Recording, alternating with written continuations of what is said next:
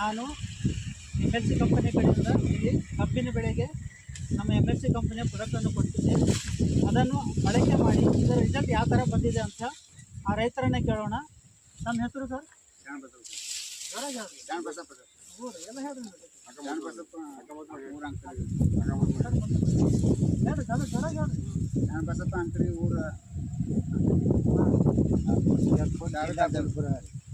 ನೀವು ಏನೇನು ಬಳಕೆ ಇದು ಬೆಳೆ ಎಷ್ಟು ಜನ ರೀ ಮತ್ತು ಏನೇನು ಬಳಕೆ ಮಾಡಿ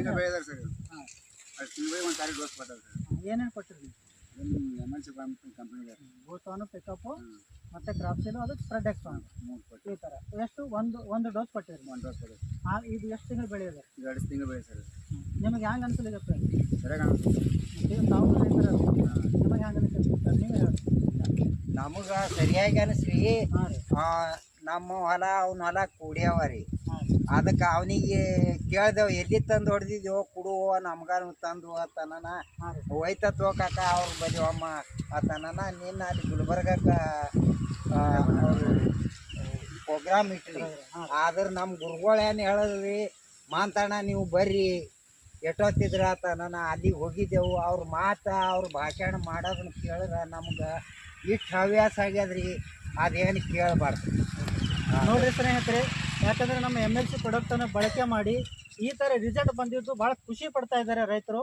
ಹಾಗಾಗಿ ತಾವು ಕೂಡ ಈ ನಮ್ಮ MLC ಕಂಪನಿ ಪ್ರಾಡಕ್ಟನ್ನು ಬಳಕೆ ಮಾಡಿ ಒಳ್ಳೆ ರಿಸಲ್ಟು ಮತ್ತು ಒಳ್ಳೆ ಆದಾಯನ ಪಡ್ಕೋಬೇಕಂತ ನಾನು ಕೇಳ್ಕೊಳ್ತಾ ಇದ್ದೇನೆ. ಸರ್, ನೀವೇನು ಇದು ರೈತರಿಗೆ ಏನು ಹೇಳ್ಬೇಕಂತ ನಿಮ್ಮ ಇಚ್ಛೆ ಅದ ಹೇಳ್ರಿ. ಅಂದರೆ ರೈತರು ಎಲ್ಲರೂ ಬಳಕೆ ಮಾಡ್ಬೇಕಂತ ಹೇಳ್ಬೋದು ನಾವು, ಹೌದಲ್ರಿ? ಆಯಿತು. ಈ ಥರ ಏನಂದ್ರೆ ಎಲ್ಲರೂ ಏನಾರ ಬಳಕೆ ಮಾಡಿ ಈ ಥರ ನಮ್ಮ ಬೆಳೆ ಯಾವ ಥರ ಬಂದಿದೆ ಅಂತ ನೀವು ಎಲ್ಲರೂ ನೋಡ್ಬೋದು. ಮರಿಗಳು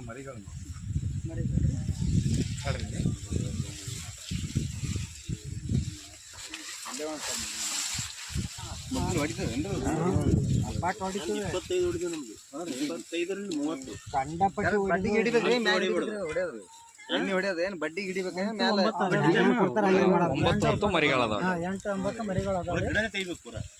ಅದಕ್ಕಾಗಿ ನಾನು ಎಲ್ಲರೆಲ್ಲೂ ವಿನಂತಿ ಏನು ಮಾಡ್ಕೊಳ್ತಾ ಇದ್ದೇನೆ ಅಂತಂದ್ರೆ, ನಮ್ಮ ಪ್ರಾಡಕ್ಟ್ ಅನ್ನು ಪ್ರತಿಯೊಂದು ಬೆಳೆಗೂ ಕೂಡ ಬಳಕೆ ಮಾಡಿ ಒಳ್ಳೆ ರಿಸಲ್ಟ್ ಪಡ್ಕೋಬೇಕಾಗಿ ಅಂತೇಳಿ ನಾನು ಕೇಳ್ಕೊಳ್ತೀನಿ. ಜೈ MLC.